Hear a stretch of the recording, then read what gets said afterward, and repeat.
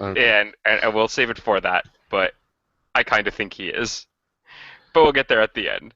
So are we ready to get started then? Sure. Let me verify that this is episode 19. Before I get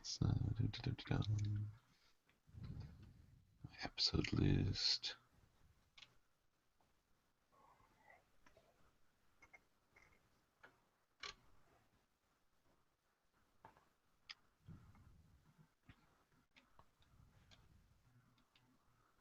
Yep, this will be episode 19. Okay. Welcome to Cosmic Tales, episode 19, a Guardians of the Galaxy podcast. I'm Jesse Butler, and I'm here with. Jeff Davis. And Keenan Kibrick. So today we are looking at Marvel Preview 14 and 15, the next two appearances of Starlord. It's definitely getting back into being sci-fi type stuff. It gets better. I'll admit it It, gets better. I have some issues with it, but it gets better. um, do you have summaries, Jesse? I have not actually formally prepared summaries, but I I'll make a could summary for this probably. one. Okay, let's hear Keen's summary. All right. Well, it starts with a very interesting prologue of Ship and Starlord fighting a bunch of aliens in their awesome spaceship versus like fighters everywhere. And I will say it is the coolest two-page spread of like Ship shooting everything, and it just on like the one page you just hear what the hell, and it's like it's awesome. So if you really want to see really good art, sci-fi, yeah, first panel.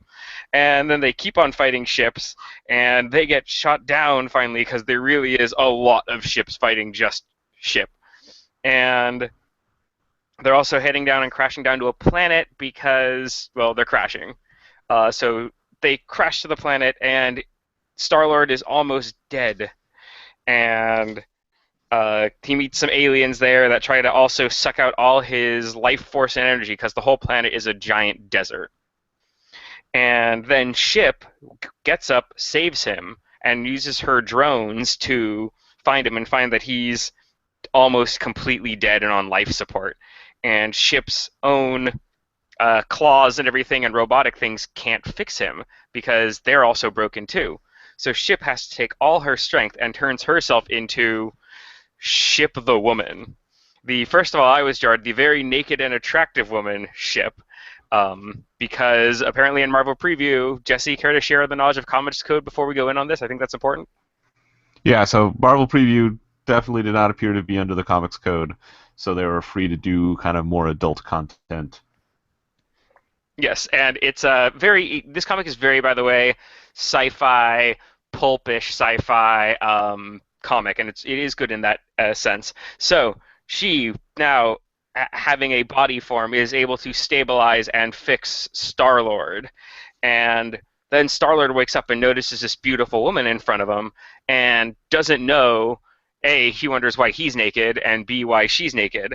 Um, and also doesn't know why she's there, and she is kind of upset that she doesn't realize that Star Lord knows she's Ship, so she she kind of jealously says, "Oh, I'm actually another alien that crashed here, and my name is Kareth. Kareth, and my name is Kareth." And they both are crashed on this desert planet. So they begin searching the desert planet in really cool, awesome cowboy gear, or at least explorer gear. Um, and he wears his suit, and she wears the very most skimpy clothing attire thing you could imagine. But they keep on exploring, and she keeps saying how she's this woman, um, Kareth. Kareth. I'm gonna forget this name every time. Kareth, and they keep just getting in more adventures as they go there. And at one point, she learns more about Star Lord, which is important. This whole thing is Star Lord's journey into showing why he's more than just this pilot that he doesn't understand, and he's multi-layered. And Ship the whole time is just wondering about him, intrigued by him, and also sort of falling in love with him.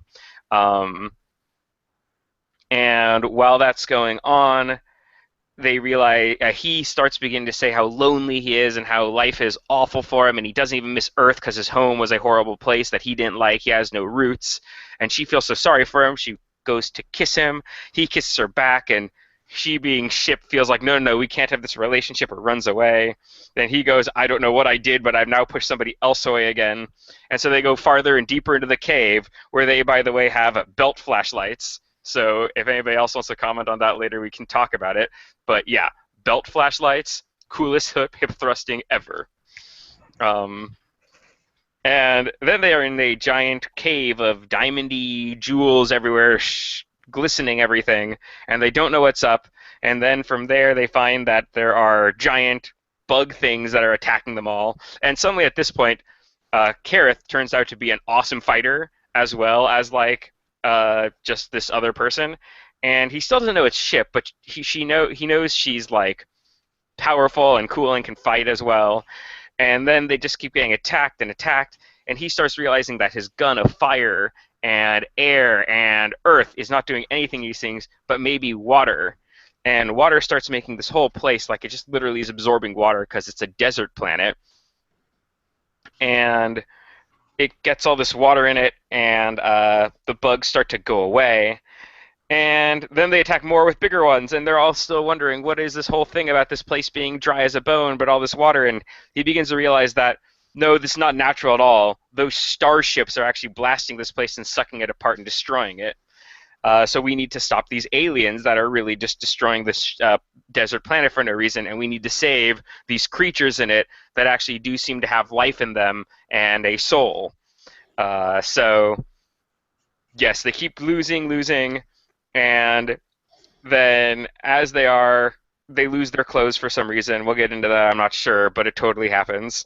Um, and then Ship suddenly realizes she can save them, but as Ship, not her. So she flies, because she never tells Starlord that she can fly as a human, but she then proceeds to fly outside of in this trap desert tunnel, gets into Ship. Ship goes into her ship, and then begins to fight the aliens, and then, of course, also gets exploded out of the ship, and her human body begins to die on the floor of the sand.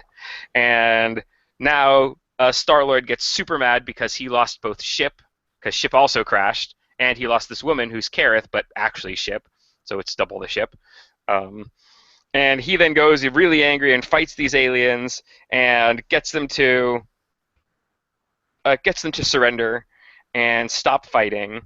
And then he, of course, has the usual death scene with the woman that he was with, and so sad. And I really want to spend a lot of time talking about this because he has a very long discussion about how he used to be this man-child who never learned to love and always pushed everyone away.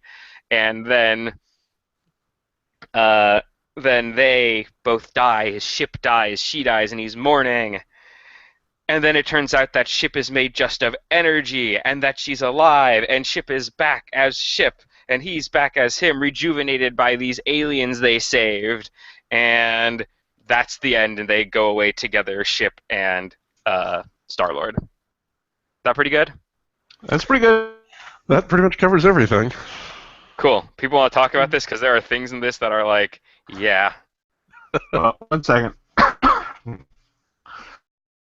Okay, we should cover the credits here. Let me find that page. I will say one thing I like for credits, it is written by Chris Claremont.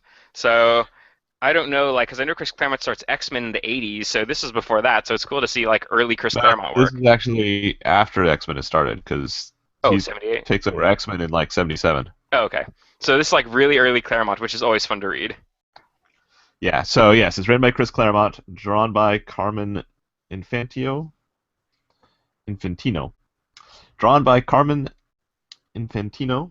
Inks by Bob Wychek. Calligraphy and title design, Annette Kowecki. They just threw all the hard names at you for this one, didn't they? Apparently. So, yes, I will say that the reprints of this in the Starlord trade and the Guardians of the Galaxy Solo Classics Omnibus have censored it, so the page that has Ship transforming herself into a naked, beautiful woman is delicately covered with hair over all the nipples. Interesting. I figured they'd just get rid of them. That's quite interesting as well. Yeah, because I mean they've got androids and synthzoids and all those sorts of things, which have no real external features or anything like that. So I figured they'd just shave them right off, and she'd just have all the smooth curves and everything. Nope, she just has convenient tentacle hair. Yep, that is. Oh wow, yeah, I see what you mean. It actually defies gravity. Very convenient. So I didn't actually realize that it was totally naked because I'd been reading it from the trade until I looked at some scans online and went, wait a minute, that's different. But I don't think they've ever reprinted it with that. With the naked full breasts. Yep. Well, actually, that part was very to me. I mean, not that I was naked, but I enjoyed that they really went into the pulpy comics with this one. I mean, because this is so reminiscent of like the Gore books and the books of John Carter books. These like very alien beauty and alien romantic. It was a really. It felt like those pulpy kind of books, and I really appreciated that. It went real sci-fi in this comic, so I did like that. Yeah. Yeah. And this was way more that Starlord wasn't. Starlord doesn't come off as a comic book hero. He comes off as a space explorer hero, like out of a Pulp Fiction. Totally. This entire time he does. Um, I will also point out the alien race that stands over him while he is unconscious on the floor of the planet, doing the whole monologuing thing, and then inevitably dying himself. Hmm. Yeah, that's pretty cheeseball. But it's also very weird to have an entire species of animal that can live for a month on a drop of water. Space. Space, particularly since it absorbed all of the liquid and most of the organic material from the guy, and the thing is clearly about 4 feet long. Space. Space. Yeah, so things I really did like about this and things people will appreciate as you read this comic is they do have a very cool relationship between Kareth and Starlord, and you learn a lot about how really Starlord just almost hates himself and really just wants to save people and save lives, and he never wants to ever kill again. And he's trying to save as many lives as possible, but at the same time, he really acknowledges to himself throughout this whole thing he's just not good at it. And it's a really interesting. I really enjoy that part of him where he just all the time wishes he could do more but can't, and it makes him a really good hero in this in this way that I like. I really love this line where he goes, "I sometimes ask myself why I don't miss Earth, my home world. I think it's because it was never my home. I lived there, but I had no roots, nothing I really wanted to remember. I didn't belong. I didn't want to belong." And that really I like brings back to that, original Star-Lord that we hated so much in that first comic and thought he was awful, and he acknowledges to himself, yeah, I was an awful person and I don't want to be that anymore. And you can really start seeing this is like the real growth of Star-Lord to me. Mm-hmm. Well, and it's also really interesting to see his character sort of develop further. He's got that sort of lone gunman process going on where he's just one man against the universe kind of thing. But at the same time, he also very clearly appreciates and relies on Ship's continued existence to sort of see him through. It's the I'm a loner, but I secretly have a companion kind of thing.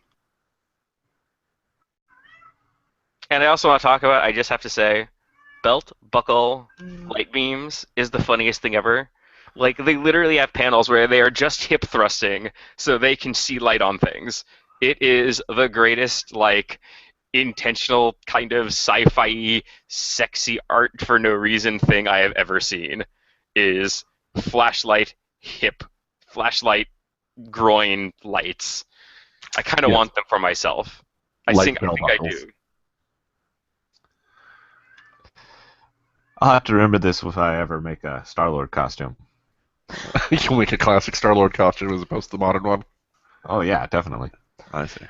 Well, and one thing interesting to talk about this, I do like that they mentioned this whole comic. By the way, he doesn't have his Star-Lord mask on, and they make that a point to mention that it's weird to see him out of the mask, and that he actually looks good with the mask off. So don't always wear your Star-Lord mask.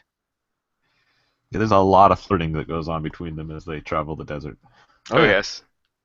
And then Um, their clothes just keep coming off. I find it like hilarious. Like it is so that way of like, all right, let's keep fighting until all the clothes come off, and then at one point you're like, and there they are, just off again. well, let's be fair. Um, Kareth's clothes didn't really have much to sit on in the first No, place. they don't. Because No. she's, vying with Moondragon for least amount of costume to generally be considered acceptable in society. I'd say Kareth wins that by a mile. I don't know, because Moondragon's got just the two lines down from the neck straight to the V. I mean, she's got the cape, so it seems like she's wearing more, but I think it's not that far off. But Maybe. yeah, Kareth has the overly impressive collar that then splits into two lines that follow just along the curve of her breasts and over her nipples, and then dive back into sort of the groinal. It's like panty brief size connection, and they stay perfectly on there, leaving all of her sides, her arms, and her back completely exposed. Which I would argue and have a whole discussion about, like, like sexism and stuff. Yet this is sci-fi pulp, and that's like just what it was back then, and that's like what it still is. So I feel like it's like a little bit different than a Moondragon comic where everybody is wearing full clothes, and then there's Moondragon. When in this, it's like, no, this is all meant to be sci-fi muscles, Conan-esque pulp. So I'm actually a little more okay with it here. Well, and the other interesting thing here that you don't commonly see in earlier comics is Kareth is not set up to be a withering damsel in distress throughout all of this. Oh no, she She fights is hard. she fights hard and she saves Star-Lord. And of course, there's a romance plot because they all have to have that whenever you've got a guy and a girl. But they're roughly equals. It's not the situation where Star-Lord is clearly um, the active protagonist in this. It's sort of a shared role between the two of them, which was interesting to see. And I mean, you're starting to get into that era of comics where you see a little bit more of that. But while you have the sci-fi power fantasy going on here, conquering strange alien worlds, trying to figure things out, you don't have the classic fallback of the strictly male power fantasy where Star-Lord is dominating everything and the women are hanging off of him, waiting for him to save them from whatever situation. As it is, ship saves Starlord more often than Starlord saves ship. Yeah. That's very accurate in this. She is awesome, and like I even like that.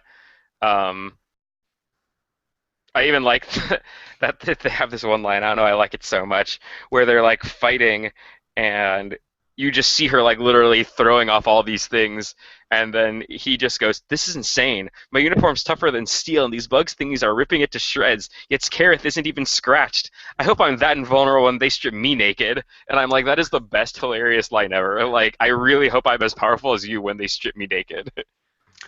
Oh, the other thing I liked was, unlike Rick Jones or a lot of the other clearly human um, people they've got going out into a more cosmic situation, in this Star-Lord, they've got enough lines in here delicately sprinkled to really give him that sense that yes, he's from Earth, yes, he's not some hoity-toity type thing, he's just a guy who has these powers and is running around all over the place. But it's not so overt and it's not so chintzy as I've seen in a lot of the other characters. Because, like, for instance, he's talking about the fact that the planet's starting to look like a Montana strip mine. Hmm. And there are a few others in here that I can't remember right off the top of my head. But yeah, it comes off as um, he clearly has that connection to Earth still, even if he doesn't want to necessarily admit it, or it's not as important as where he currently is. So it definitely puts him in the framework of it's just a guy from our world, which lets you sort of be in the character a little bit more. But it's not like Rick Jones, where every third line is, 1970s youth slang that's just thrown in there without any concept of how it's supposed to function. That's a very interesting idea, and I like that. So So yeah, Keenan, that's Yes. why I liked this Starlord is because of that sort of thing. Because it's also not that whole, I'm a raging guy who's going to throw trash cans at the screen because they're not saying what I like sort of stuff. You're asking me what I didn't like about this, Jesse? yeah, what didn't you like about it, Keenan? Okay, okay. So, is there any more we want to talk about until the end? Anything we want to say? Because this is all about the ending scene that really bugged me. And if there's some other part before then, let's get it out. No, I'm good. I think we covered, Yeah, most of the Okay, so highlights.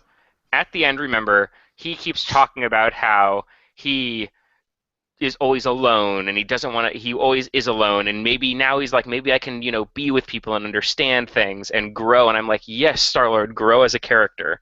And then this last scene happens. After Kareth dies, he goes, and he is finally alone. And by the way, I love it because this is total Claremont narration. This is Claremont narrator, so I just love it. And he is finally alone. He knows the world and its people were saved today. He knows what he feels is selfish, but he's human, and he can't help it. And in the end, he doesn't really care. The Trinity was saved, but for Peter Quill, the cost is more than he can bear.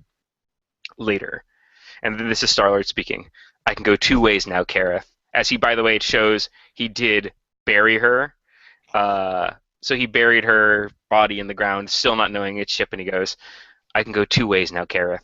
I can shrivel up into the emotional cripple, the half-man I used to be. Part of me wants to. It'd be easy to give in. Peter Quill, Starlord, untouched, untouchable.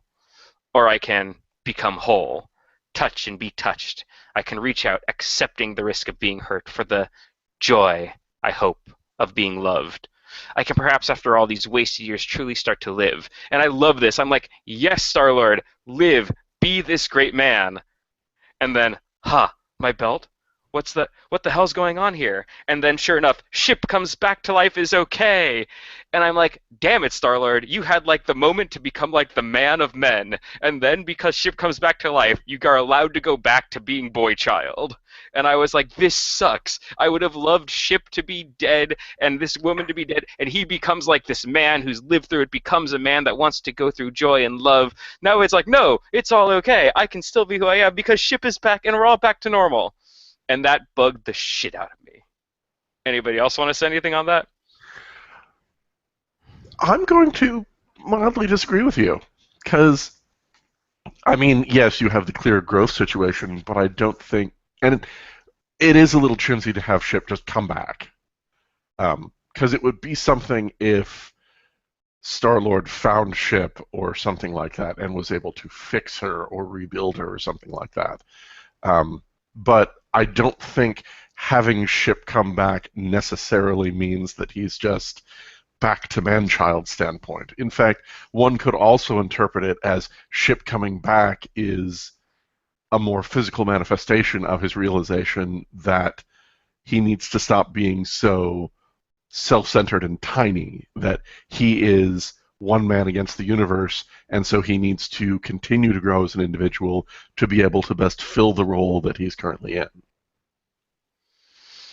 I can agree with that to some point, but I really would have liked it to be that one way you said, that he rebuilds ship, that it becomes something else, that it goes more on this journey to him actually admitting he will accept joy and love and be this person.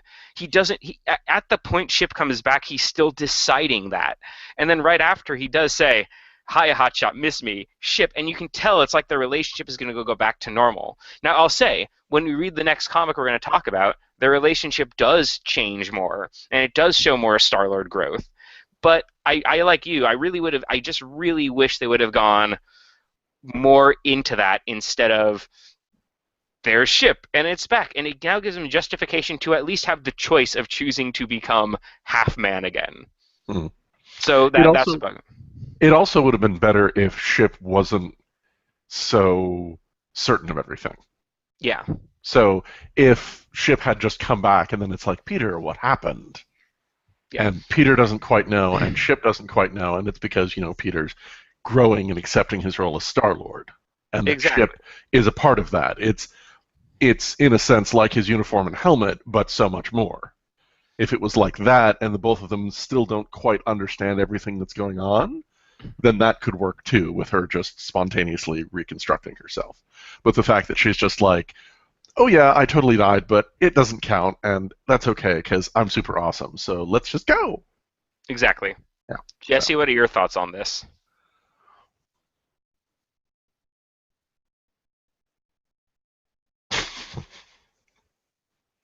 profound, Jesse. I never thought about it that way. Well, I mean, I liked it, um, and I really like Ship, so I would have hated for Ship to go away at this point. So, I mean, I can see Keenan's point of it doesn't allow Star Lord to change as much as he could have, but overall, I still definitely liked it. Um, but it was definitely a little creepy, weird. Their um, somewhat sexual awakening.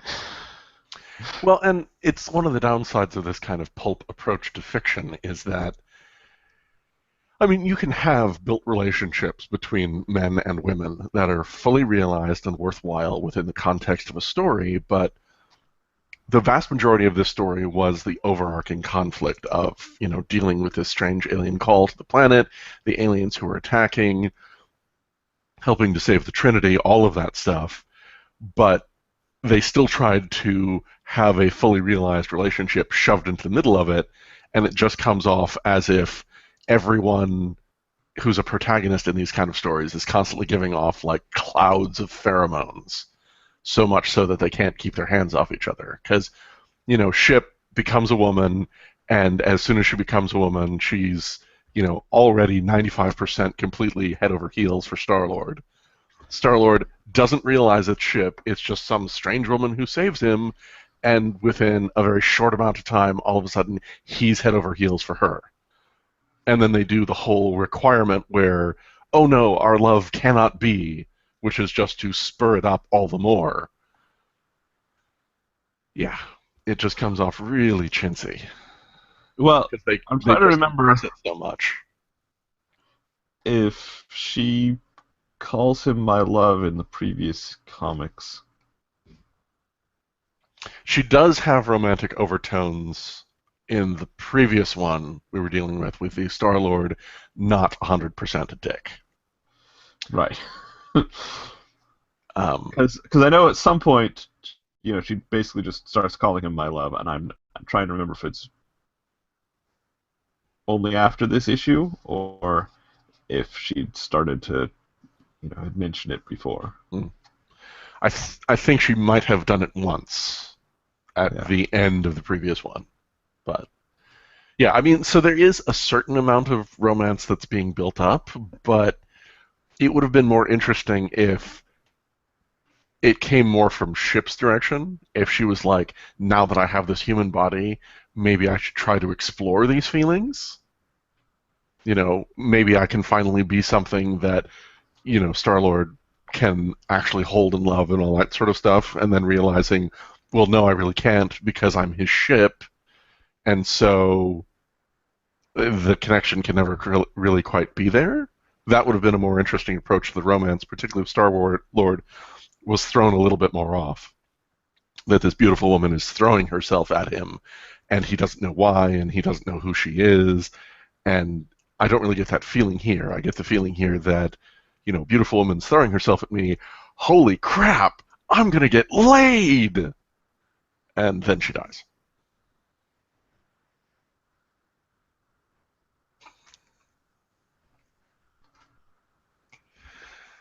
Okay. Yeah. Yes. So should we take a look at this next issue? Yes. Sure. Who wants to do the summary? Um, Jesse? Sure.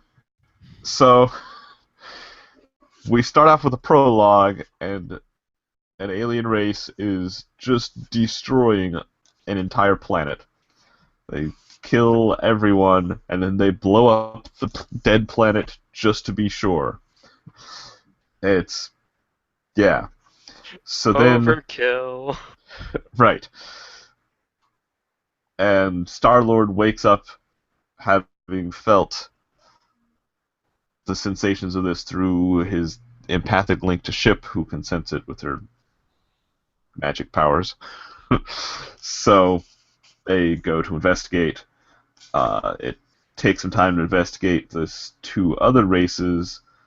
So there's the race that destroyed the planet is like they live on a ship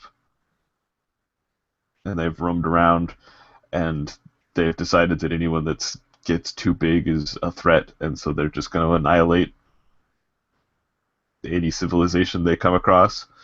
And there's another civilization that's made contact with them and has pleaded to say no, we're friendly, and they have this couple pages of showing that race, and one of the leaders of that race goes and tells his people, if there's no good news, just go home and be with your families.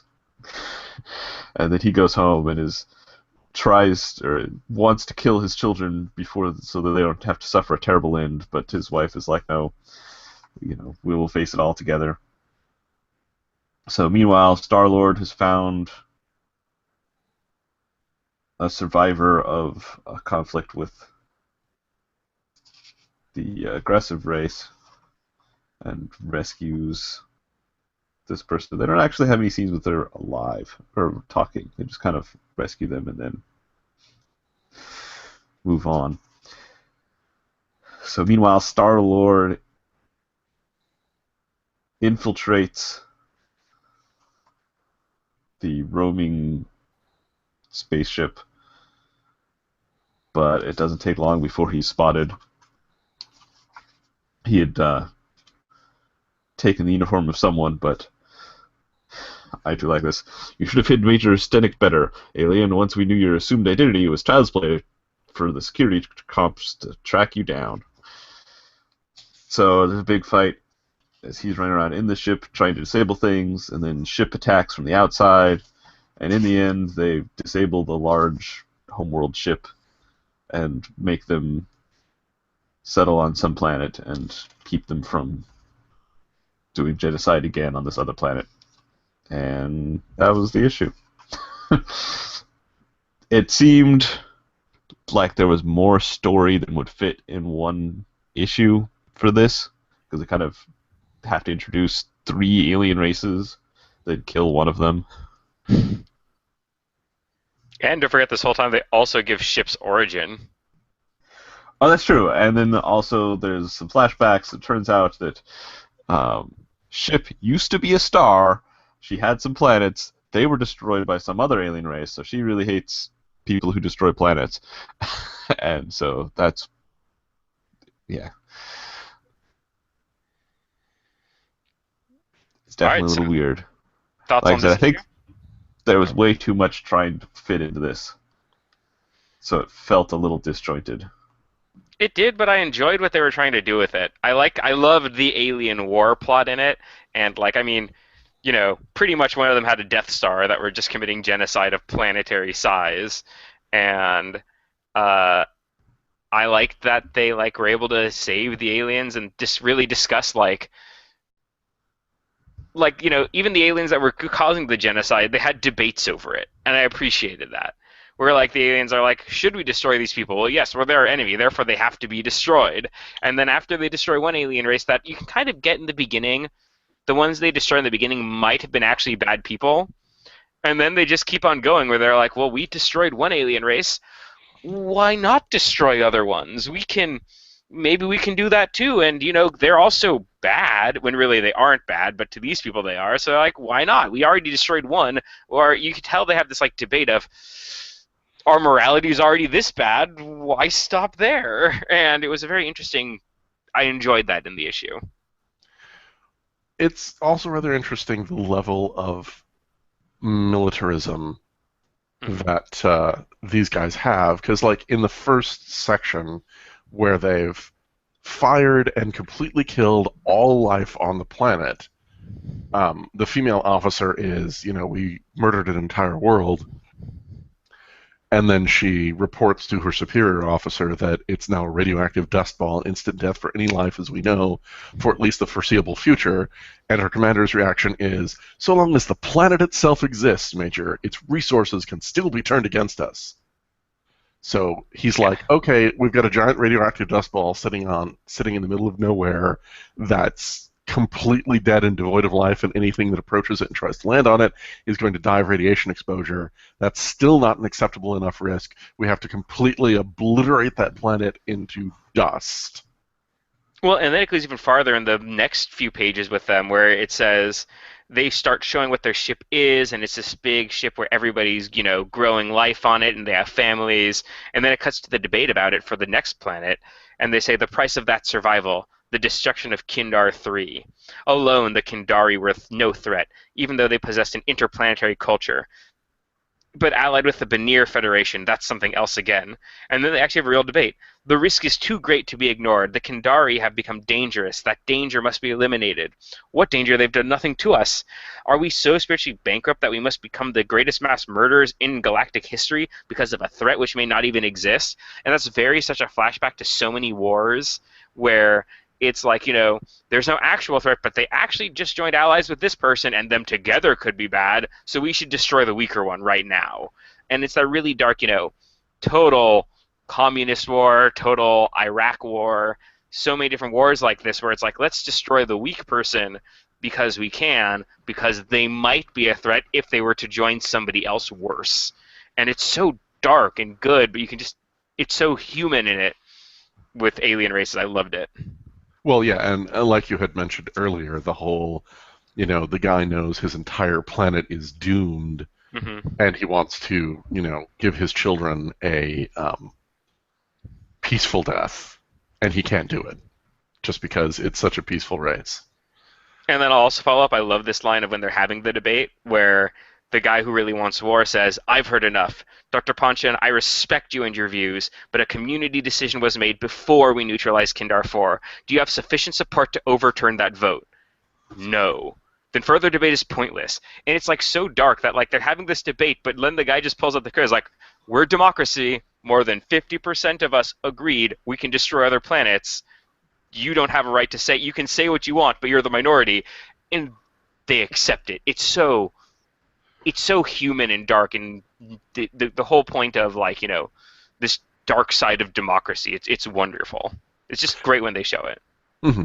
And the further the dismissive aspect, the since the majority speaks, it's like, yes, we'll give you a token chance to speak, but in Hmm. actuality, we don't care, and really, I don't think you should even be allowed to speak because Yeah. this is already decided. So Hmm. shut the hell up. Yeah. If you can't fight me, then you're pointless. So it's that very militaristic society. I think they're actually Kree. Well, if this was the Marvel Universe, they really would be. But since at this point they're Yeah.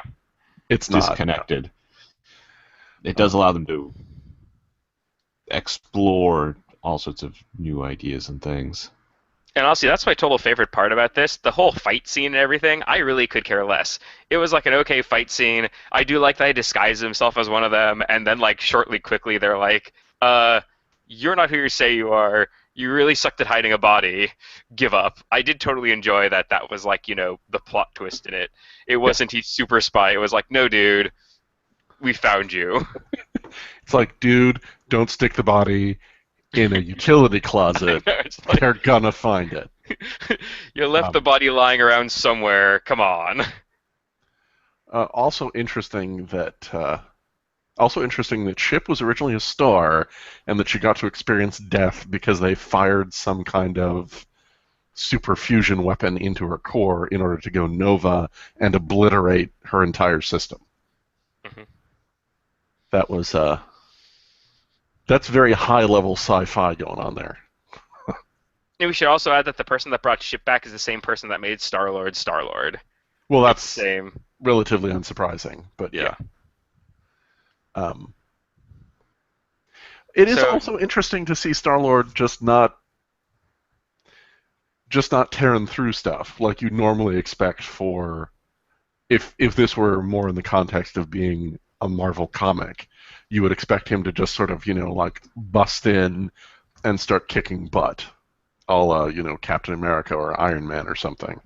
But it's very much that sort of Pulp Fiction action movie kind of thing where, he's got to assume a disguise even if it's inevitably going to get pulled out from under him because he's got to try to get to where he needs to go with a minimal disruption of what's going on in the ship.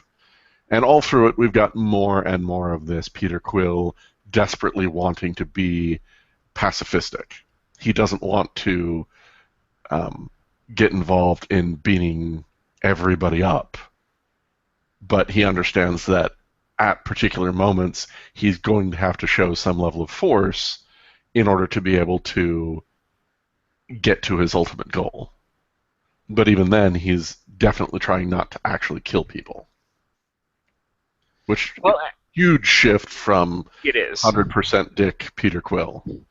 You're right. No, the way they make him change in this really shows that the last issue's kind of changes of him are really taking effect.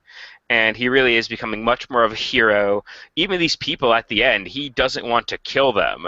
He just wants to strand them on a planet and like let them stop being evil. But he's like, I don't want to kill you guys. Then you can tell even he has his own idea in his head that not all of you are evil. Some of you are bad, but a lot of you are just living in this place and think it's okay.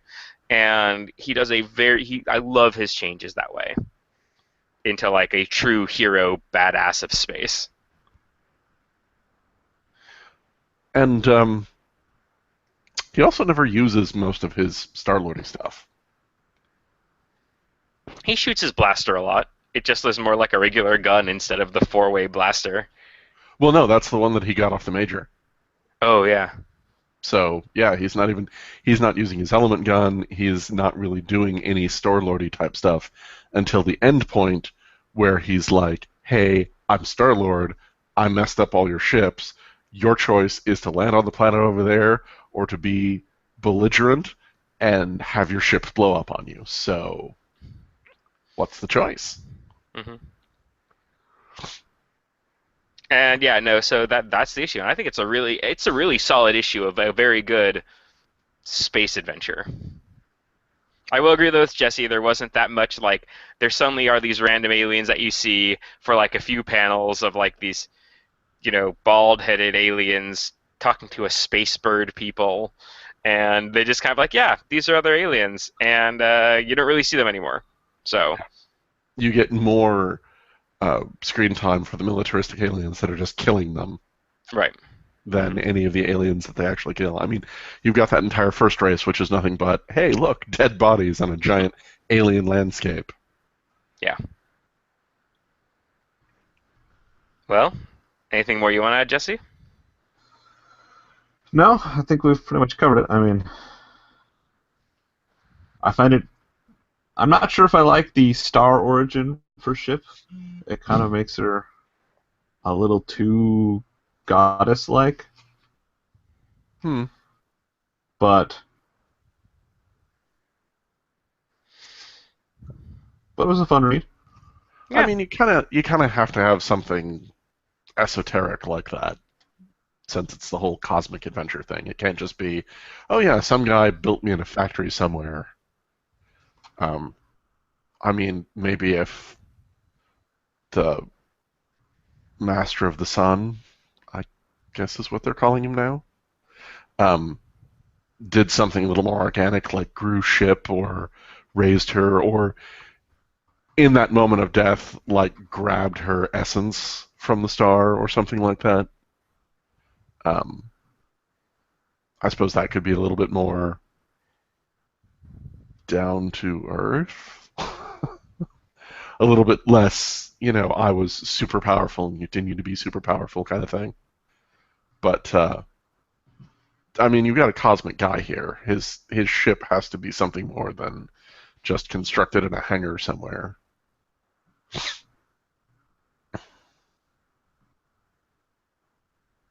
He's also a little arrogant at the end. That's okay. I appreciated the arrogance. I liked it. I like when a guy can do that after kicking all the butt. Yeah. Uh, so Jesse, now that we've now finished two more Starlord comics, what's next on our agenda? Let me take a look at my list. So, next we come back to Drax and Captain Marvel. Ooh. Oh, is that where Drax hates Captain Marvel for killing Thanos? Yes. Okay. Ooh, that's been a story I haven't visited in a while. Also, with now that they have mentioned that they are doing a Guardians of the Galaxy 2 and prepping for it, we should have, I think, just an extra special episode where we compare Guardians of the Galaxy versions of them to what their real versions are, and just have a talk about that as like an episode of, break from the exact doing everything, but an interesting discussion about what the changes are and do we like them or not. What do you guys think? Sure. I should I can also certainly do that, mention. yeah. So I should also mention that now that we just did 4 episodes covering Mantis, we did that before they announced that Mantis is going to be in Guardians of the Galaxy 2. Oh, she's Yeah. actually going to be in the movie. Oh yeah. Yes, they've Okay. announced casting. Is Moondragon going to be in it? They have not announced anyone else that I know of. Maybe, maybe they'll throw in Adam Warlock too, and then we can be doubly justified. Well, I mean, they do But have his cocoon in the first movie, so it could be him. I They think the do? enemy in the next movie is going to be the church if they're going to follow, and if they are going to follow any of the stories, which most likely they're not, because I had a discussion yesterday with friends that every change they made for the Guardians of the Galaxy movie is good. Like the way they rewrote their stories and everything is good, because there are so much of their stories that after now reading so many comics is bad that I'm so happy that in the movie they like the way they change things is good. yeah, my only complaint about the movie is that they cut the team down to be one girl and the rest guys, whereas the original team had a lot more women in it. Yeah, it So, did. Yes, it did have Phyla-Vell and Mantis and yeah, so Moondragon very shortly. Yeah. I'm happy that Mantis is coming in. Well, but I mean, while Groot is effectively a man, it's more gender neutral, We should hold and this conversation for this episode we're going to make on it. I Yeah. totally think we should do that and have this as a discussion. But yes, Okay. we should definitely do a bonus episode Yes. about the movie itself. Yeah. Maybe try and time it for a little bit before the actual movie comes out. Of course, at this rate. Well, nice thing about bonus episodes is we can stick it in any order. So See, I think we should do a bonus episode about the first movie, and then let's do a bonus episode again when the next movie's coming out, once we already know the cast and we've seen previews, and we can kind of at least prep people for it that are listening to the podcast. Ooh. Sounds good. Cool. But let's see. I Yeah, so honestly actually- did not see Adam Warlock's cocoon in It's Guardians of the Galaxy. Really subtle. Yeah, It's very subtle. I'm looking at some screenshots here, and I'm seeing it now, and also Beta Ray Bill. Beta Ray Bill. People are suggesting there's a shot in the collector where one of his cages has a alien in a red costume slumped over, and they're suggesting it could be Beta Ray Bill. I don't know that, but they do have Cosmos. Cosmos? Yeah. Cosmo. Oh yeah, at the end he licks the collector. So totally, I hope Cosmo is going to be in the new one. Oh, the dog. Yes, the dog, the security chief of the place, who's the most badass psychic dog ever. We'll save that. That'll also be saved for our discussion as we talk about a little bit of the new Guardians of the Galaxy comics that it's based on in the episode. Yeah, no, Cosmo is badass. He is my favorite lovable psychic talking dog. Chief of security. This is a collector's, or is this just a general character? Cosmo? Yeah. Cosmo is the main character. He is a main character or a side character in the new Guardians of the Galaxy books. Wow, the old Guardians of the Galaxy. The middle Guardians of the Galaxy books. Yeah. 2007, 2008 Guardians of the Galaxy books. Right. So yeah, we could have to get to him. So yeah, I actually don't have. We're getting to the point where I need to figure out what our schedule will be after Drax because I haven't. So yeah, let's get a Because bonus episode set up. Let's make sure let's try to make sure everyone's on it too. yeah, Cool. All right, let's get that set up. Okay. Bonus episode. All right, I guess it's 10:30.